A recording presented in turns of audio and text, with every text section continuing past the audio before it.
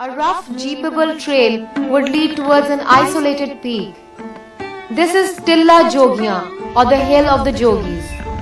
Rising a full 1000 meters above the sea, Tilla Jogian is among the most ancient holy sites in all Punjab.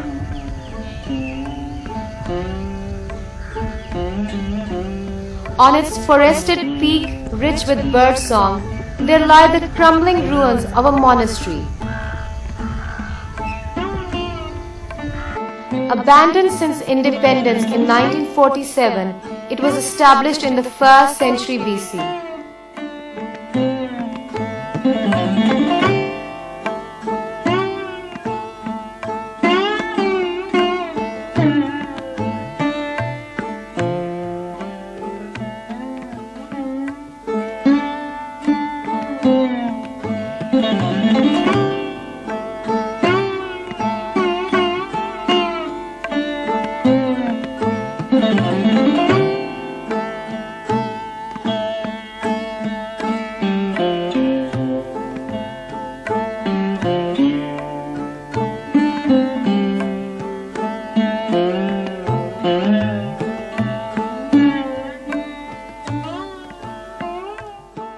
This monastery was established by the great Guru Gorakhnath, who is known from history as the founder of the sect of Kanphata Jogis.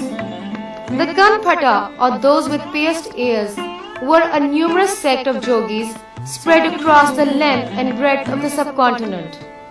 This monastery was once their college.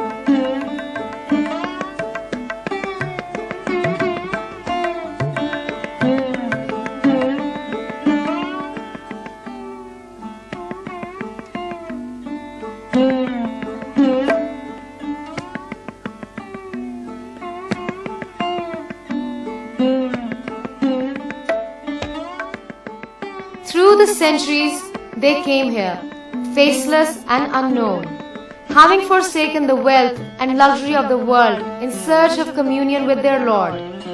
At Tilla Jogian, they rose above the dividing lines of religion, caste and status in search for nirvana.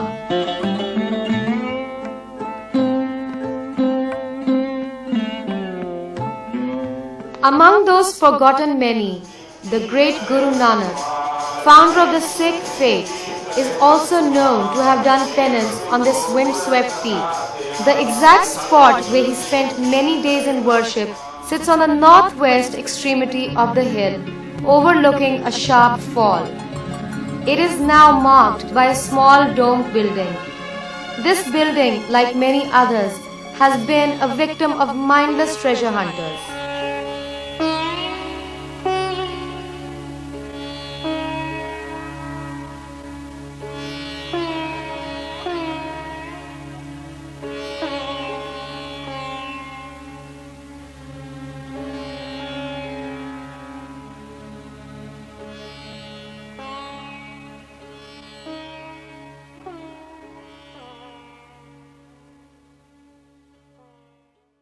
A full century after Guru Nanak, another famous personage sojourned here.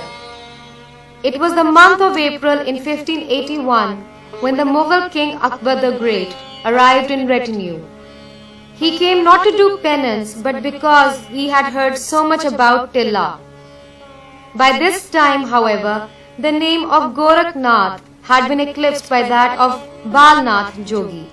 Balnath appears to have been a latter guru, so highly revered that the monastery came to be known after him. The history of Akbar records that the monastery was so old that its beginning was not known.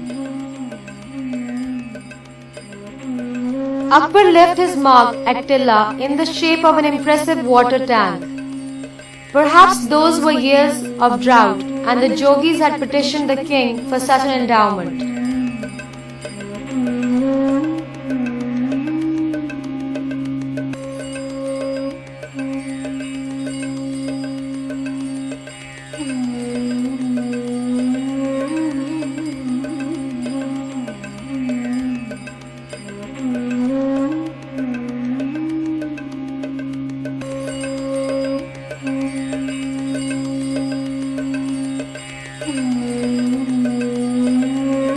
But not all visitors were kind to the monastery.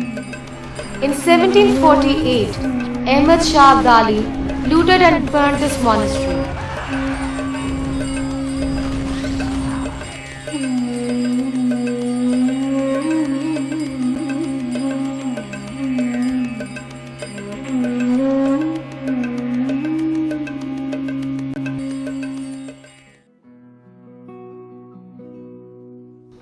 During the Raj, Tilla Jogian served as the summer headquarters of Jhelum district.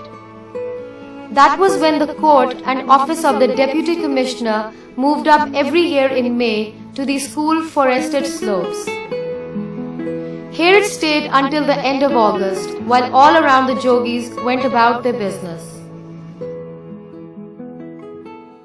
In April 1607, Jahangir, Akbar's son and successor, also visited this monastery and writes of his onward journey from here.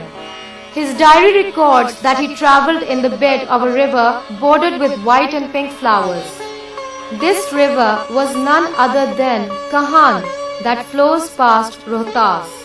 Across the river from Rohtas, the nondescript village of Rajopindi holds the memory of that time. A majestic gateway towers above the houses of the village. Its architecture is distinctly early Mughal. This was the gateway to a fortified caravanserai, as they used to be in those days.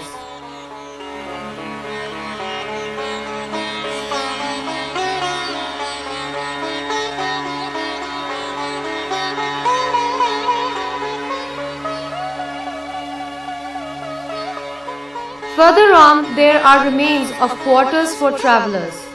Forgotten and uncared for, they are slowly crumbling to give way to modern houses.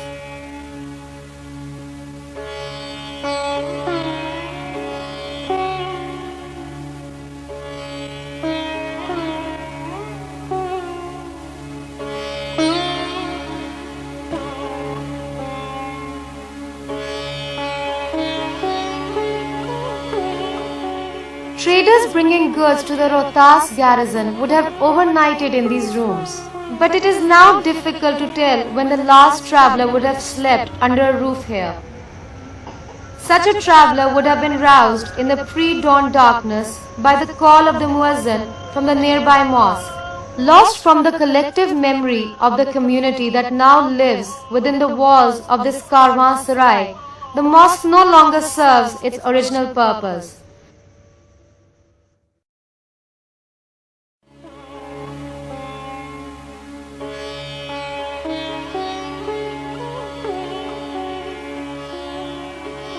Today it is just a byre.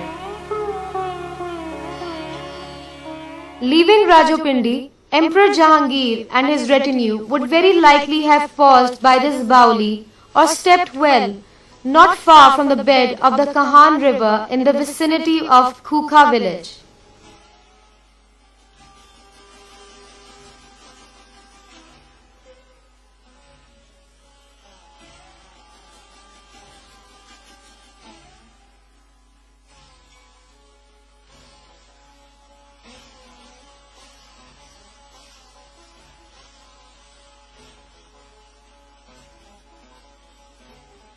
In common perception, this well too was built on the orders of Sher Shah Suri. But the truth is that with the Gakhars confining him to the far bank of the Kahan, he had no sway here. This Baoli was laid out nearly 50 years after Sher Shah's untimely death in 1545. Now 500 years later, it still supplies drinking water to the nearby villages.